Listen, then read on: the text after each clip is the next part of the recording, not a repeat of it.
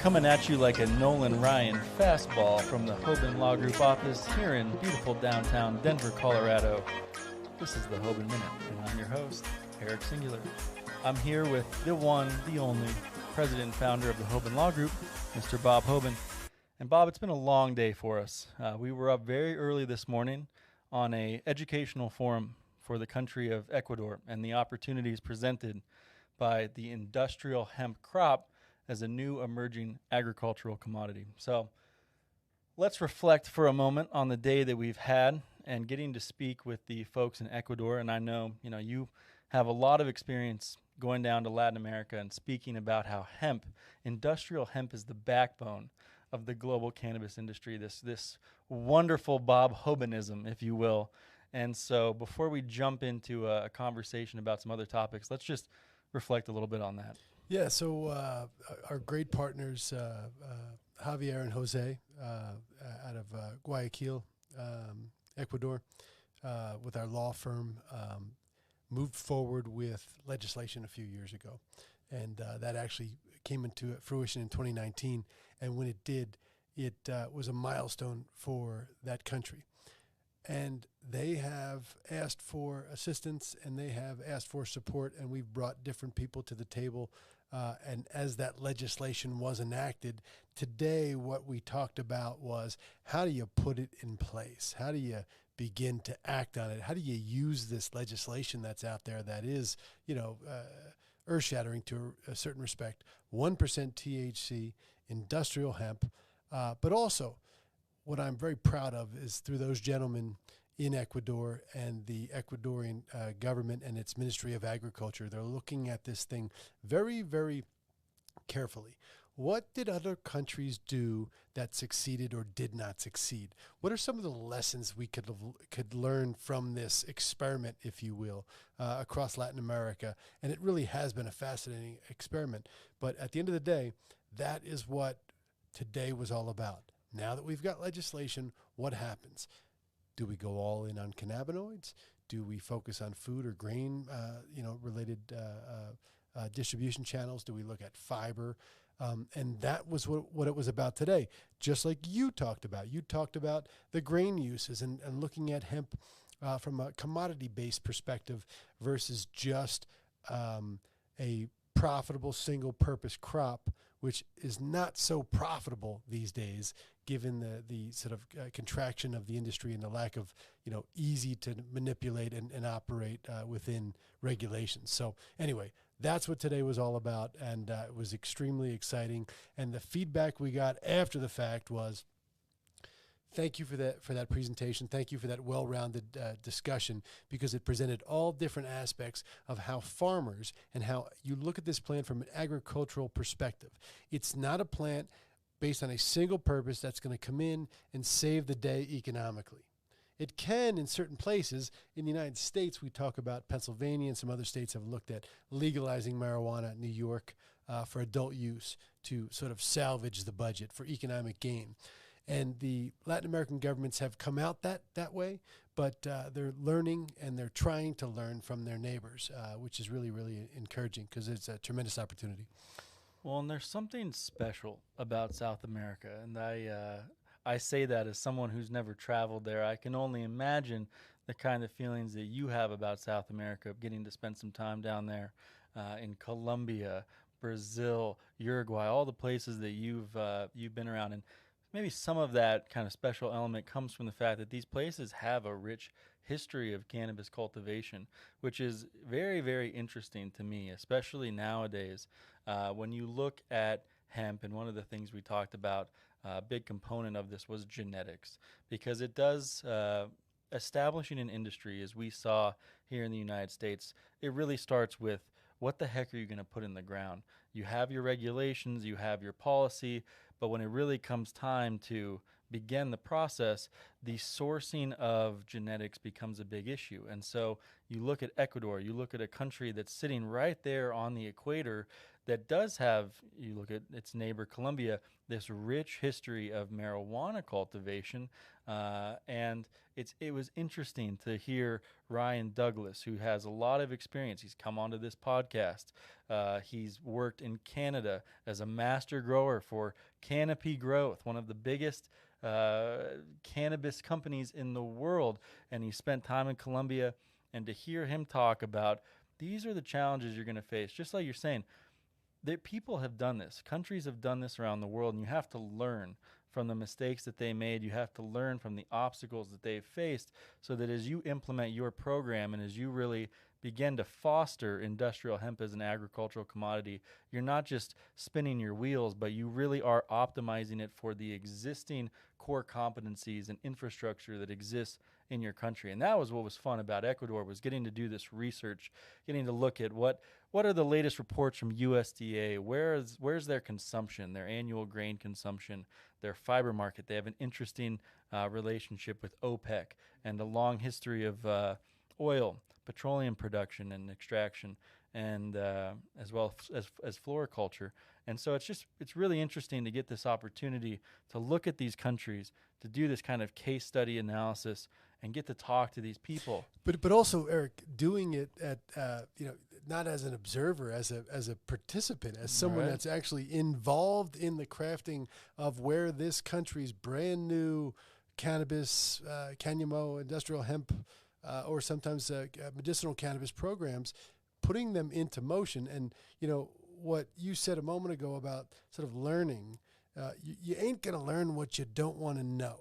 And these companies have begun to the countries have begun to understand, and the companies that operate within these countries have begun to understand that you do have to learn from what's going on around. None of us have all the answers, particularly in a brand new emerging industry that has such a global impact. And the Latin American region is fascinating for that, for the reasons you described, coupled with what we've talked about, against the backdrop of this narco trade and, American drug policy beginning in the 60s and 70s that was really just changed the landscape of Latin America as a whole. So against that whole backdrop, you've got commercial regulated cannabis. And it's interesting because many of the countries and their programs allow for genetic registration as the very first thing you can do. Working in Southeast Asia right now, working in some Southern African countries, they all start with regulation in its simplest form. Register the genetics so that we understand what works, what doesn't, what's stable, what's not, particularly if it's a hemp program to get you within that 0.3 or 1%, like Ecuador, the 1% program. So genetics really matter. Now, as we talked about this in the context of South America with genetics, we came to the table into a country that enacted a 1% THC standard. So 1% THC is interesting because there are limit-pushing cannabinoid-yielding varieties in the United States that sit at 0.3 delta-9 THC, one way or the other, however you measure it. But 1% gives you great latitude. We haven't seen that kind of latitude anywhere else in the world in a commercial program because it's 0.2 in Europe, certified OECD, strictly enforced. United States, a hodgepodge of the new 0.3 high CBD, high cannabinoid genetics, and beginning now to look at more diversified crops for grain production, for fiber production, certified genetics. And then in the Latin American market, that's not an obvious thing. Nor are there answers to the question that they are asking is, how do we get the most beneficial, optimized genetics to go 1% THC and still produce a broad range of cannabinoids that will be useful in wellness and food products? That's an answer that many people have, a question that many people have answers to, but there's not a lot of answers right now. And that's what's exciting about this. So in the spirit of intellectual property, which of course is the focus this week for the Hoban Law Group and highlighting all of the great work that the intellectual property practice group does, this is the issue that kind of comes to my mind, which is every country has different laws as it relates to plant variety protection and the protecting of IP as it relates to genetics. And so you look at Ecuador, you look at these South American countries that are so excited about getting their program set up. And you have all of these agronomic issues. How is a variety going to perform in a place where you have about 12 hours of daylight consistently? But there's this other component, and it's something that I've run into a little bit, which is, are companies who take a lot of pride in the IP of their genetics, in the breeding of their varieties of hemp, are they going to be hot to trot to get their varieties into these South American countries because they want to be a first mover down there? Or are there going to be some concerns about putting your variety in a place where it might not be protected from an IP perspective the same way it is, say, here in the United States? Great question. It's come up time and time again. Colombia, for the last 3+ years, has, there were some limits to that in terms of deadlines, but for the better part of the last 4 years, I've been talking with clients about registering genetics in Colombia. And to plant commercial agriculture in Colombia, no matter what the plant material is, you have to register genetics in a Colombian specific way. All right. So it's registered in Colombia. It becomes a recognized and lawfully permitted and regulated variety that can be grown in Colombian agriculture, which is important because it's a great agricultural producing country. Now, you bring that in and you register it. What's to stop anybody else from looking at that assay, that certificate of analysis, and saying I've got the same thing, or creating the same thing, or naming it something else? So there's several layers to this, and I don't purport to be an intellectual property attorney, although our IP department at Hoban Law Group is really fantastic. You've got this notion of PBR, and not Pabst Blue Ribbon, but plant breeders' rights, okay? Plant breeders' rights are recognized as a protectable form of intellectual property, in a sense, in the European Union. There's PBR protection. Jaap, one of our wonderful of counsel attorneys here from the Netherlands, has spent an entire career looking at how to protect plant varieties, both outside of cannabis primarily and within cannabis. So you can have that PBR protection. In the United States, that's enacted by FDA patentability, in effect. So patenting a plant material composition. All right. Now, another way to do it is to register it with a government and ensure that registration, and the governments have generally been good about this. And when I mean the governments, I mean working with Colombian government, working with the Peruvian government, working with Uruguay, working in Costa Rica and Panama, looking at how to bring genetics in. And they want to ensure that the genetics you're trying to register, because it's not really a seed, it's a certificate of analysis. They want to see that registered, and they want to see that you have the rights from the breeder of that variety who can demonstrate that it's been stabilized, that they've given you permission. So that's another way to sort of protect your IP without being technical intellectual property protection. And these things are critical. In doing business over the years with the Polish Institute of Natural Fibers and Medicinal Plants and their plant varieties, they had described a desire to make sure that if there were varieties from the Polish Institute licensed out, being brought into new jurisdictions, Latin America in particular, that we ensured that the IP was in fact protected. And so there are a number of ways to do it, but it becomes critically important in this day and age. And think about the Ecuador example to round this all out. Going back to Ecuador, you got 1% THC. Tell me how many varieties you can think of that are commercially viable that would be up to 1% THC to produce high-yielding industrial hemp crops. Not really asking you that question, but at the end of the day, those varieties do exist, and there's people listening to this, and then there's guys that have been breeders and that like to crossbreed, that are getting excited about even the thought of this.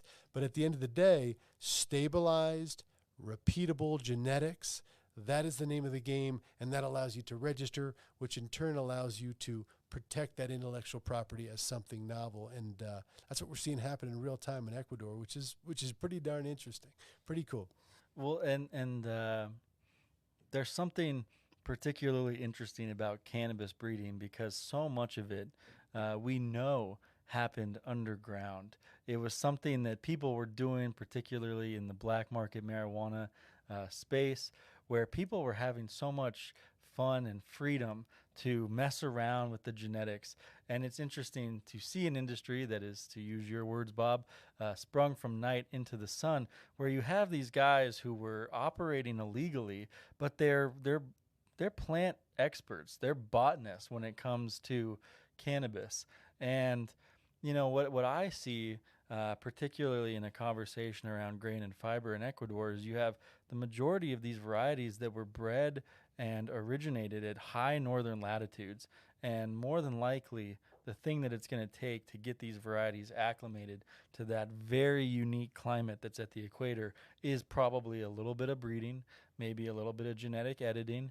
And we've already seen this in the United States with folks in Texas who are looking at these Polish varieties or other European varieties, and they're like, hey, we are really excited to start playing around here a little bit, because we put this in the ground and it only got a couple feet tall and started flowering. It's not really performing the way it did in the north. 1,700 miles to the north, it would perform in a much greater way. And not to interrupt so much as just to highlight. And what about ditchweed? And we're talking about road trips where you're looking at industrial hemp varieties grown in the wild, grown in ditches, ditchweed, literally in Nebraska, and looking at taking the breeder that's excited. And you said they had fun. They're having fun, right? This is the prime point, because this has become commercialized. If you can do something successful and protect its IP and register it, then the world is your oyster in terms of being a plant breeder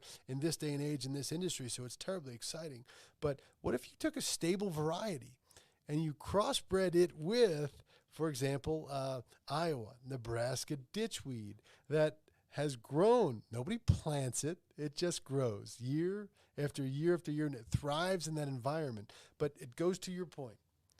You got to have varieties that are tested and acclimated, because if they don't grow in a particular region, then what's the point? And you don't know unless you try. And it takes the better part of a growing season to gather that data and understand that. And that's unfortunately when people think about great varieties of cannabis or marijuana or the strains that they like. The same thing with industrial hemp. If it performs here and it's great, that might not mean anything else 3,700 miles away in the southern hemisphere. And those are the things that are really interesting. And you're right to think of that stuff too. Well, and what we've always talked about and always tried to highlight and hammer home is that just look at other agricultural commodities. Just look at other crops. Look at the amount of plant breeding that's done in corn and the amount of intellectual property that surrounds the breeding of different corn genetics, and the fact that genetics don't last very long in other industries, meaning that corn varieties come and go pretty quickly. And some of the hemp varieties that we're working with, they've been around for a long time. So we're just sitting at the precipice, I guess, of really opening up some new breeding in cannabis. But let's shift a little bit. And I'm not even sure if this qualifies as IP, but I'll throw it out there just because it comes to mind. When the Colombian market opened, we know that a lot of the big Canadian LPs took a lot of interest, and they put a stake in the ground down in Colombia. And maybe it was to capture some potential market share, but where does trademarking or IP or just the idea of a new market opens? Maybe it's in South America, maybe it's somewhere else in the world, but these large companies that at the time had a lot of capital, they see an opportunity and they go in there and they try to capitalize. In Colombia, as we've talked about here on the Hoban Minute, that opportunity seemed to have kind of come and gone. Or maybe even these companies dump some money into like shell companies down in Colombia that never went anywhere simply because there were obstacles, there were issues. But give us a little sense of why is it so important for companies when a new jurisdiction opens in a new part of the world to try to get in there and stake some claim? It's not just staking a claim too. Think about it this way. There's some context that you lose when you don't know a lot of facts about a particular region. And I didn't know some of these data points when you think about Latin America. How many people does Colombia have, population-wise? Take a wild guess. I was wrong. You'll be wrong. But what do you think? 400,000. Colombia has 53 million people. Wow. That's more than Canada. That's more than California. This is a burgeoning region. This is a region with huge populations, and increasingly, because of, frankly, the evolution of public policy as it relates to narco trafficking and the U.S. drug war, people are becoming educated and be given a chance, and there's a burgeoning economy across that entire region. It's not your grandfather's Colombia. It's definitely not your grandfather's Colombia, but it's 50 million people. When a market with 50 million people opens up to anything, you have to pay attention to it, even if it has, potentially political problems and history and so forth and so on. Every place does. So that was really how things began. 53 million people, a country opening it up with low-cost agricultural production with a great history of ag production, trade relationships, an attachment to the Americas because of various trade agreements, particularly recently under the Clinton administration. And those things lent itself to a really, really good environment to do business from North American enterprise in Canada, the LPs, the publicly traded companies, and down and in Colombia, being one of the first to come out. And it was an opportunity to do some good for that altruistic purpose, because you're talking about bringing something commercial and regulated to a country that had been previously decimated by narco violence, drug trade, so forth and so on. So you take all those things and you turn it around. Licensees come into place. Well, the Canadians who just at this, remember the timing matters too. We're just at the beginning of the Canadian stock markets, the Toronto Exchange and the Canadian Exchange starting to amass millions, hundreds of millions, close to billions of dollars. So there's a lot of money going into those markets lawfully, publicly, into cannabis. And there's a place with 53 million people that I can go and put a foothold, put a stronghold in this particular region as if it's a game of Risk, right? Let's move all those piles of things here. You go there. The companies came out. Talk about trademarking or sort of recognition of names. Their brands are names that stick in your head. There's Chiron or Chiron. There's La Santa. There's Blueberries. There's Clever Leaves. There's Farmaciello. These are companies that, if you follow industry opportunities and industry companies, these are companies that have made some strong moves. Clever Leaves recently entered into an arrangement, and that was national news. And so things are happening, but it starts with recognizing the opportunity, recognizing the context. I keep going back to that. If I'm in Colombia and I can get a marijuana license or a hemp license, which one do I go for?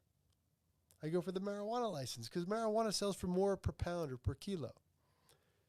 But it's not the right answer when you apply context, because context would dictate that there are hundreds, if not thousands, of distribution outlets for non-psychoactive cannabinoids from industrial hemp, whereas there's only 3 or 4 handfuls of outlets for THC-related products. And the Canadians have a 2-year lead with their infrastructure, even though it's a regulation that makes things cost more. So bottom line is looking for an outpost, looking for a progressive regime from a public policy standpoint, and looking for a serviceable population. And that's where we are today. Mexico, Brazil, Colombia. 400 plus million people in those 3 countries. Cannabis laws, nationalized healthcare system participation and sponsorship. And just a year and a half, 2 years ago, all we could think about was distributing these products into the European Union because they had 430 million people. Well, the tides have changed, and the leadership in those Latin American countries has recognized cannabis as an economic driver and a way out of the post-COVID economic doldrums, and that is where we are today. And that's something that not everybody's going to point out, even though it's a long story to get to the ultimate conclusion. This is the opportunity, this is the time, and this is the plant that's going to make it happen in those regions. Hopefully, depending on what happens to our country in November on this election, there is some progress, recognizing that this plant can be an economic driver, and that if this country recognize that it has a prominent place in cannabis policy for a variety of reasons, and embrace that and created legislation and open up its markets to that, I know that economic driver and that notion of plant-based economies, cannabis or otherwise, would really create a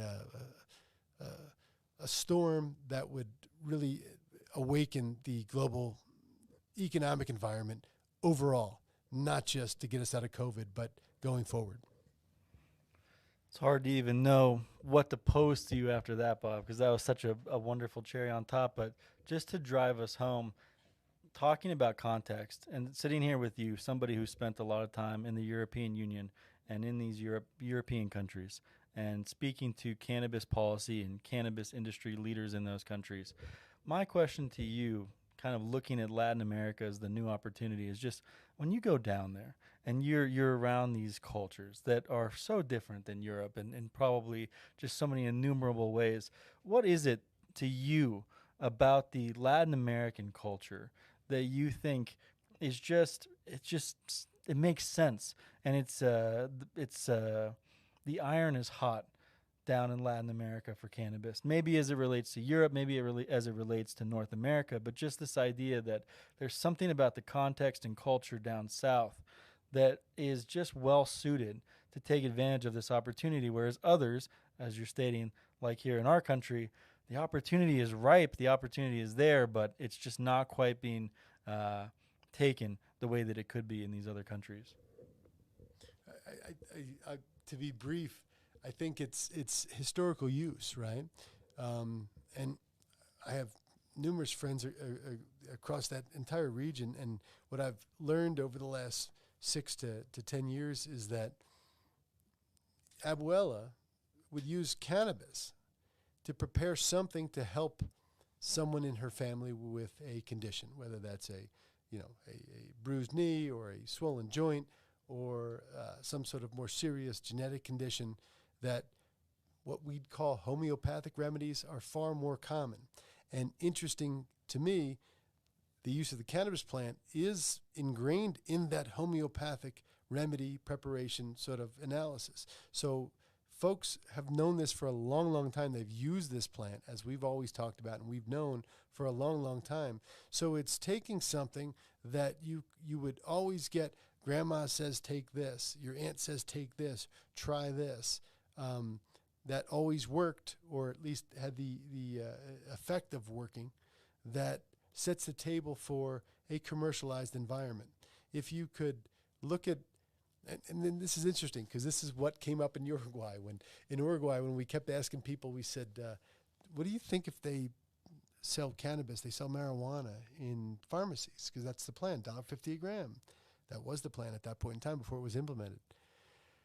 I wouldn't go to the pharmacy. My mother might go to the pharmacy. My grandmother might go to the pharmacy, because literally we're taking the flower and just crushing it up and saying, here, take this or take that. But they wouldn't use it themselves from a commercial environment. So that's really a generational thing that we just don't know how is going to play out in Latin America. It's cultural, it's generational. It'll be an interesting thing to study to see if medicinalized cannabis or institutionalized cannabis, where you take it and put it through a pharmaceutical ringer or implement it in a standardized fashion sold through commercial outlets, can compete with Abuela. Absolutely. Well, it was a wonderful opportunity to, one, get to speak to the stakeholders in Ecuador and talk about some of the things that we've learned, and even more than that, just a wonderful opportunity to be alongside you, my friend, beyond the Hoban Minute, but actually, on a panel together. So you were steadfast despite technical difficulties. Yeah, it was a heck of a day, man. But for all of us here at the Hoban Minute, what can you say? It's been a great day. Thank you for listening to this episode of the Hoban Minute. Do you have any ideas for episode topics or guests? We would like to hear from you. Reach out to us at media@hoban.law and stay tuned for more on the Hoban Minute.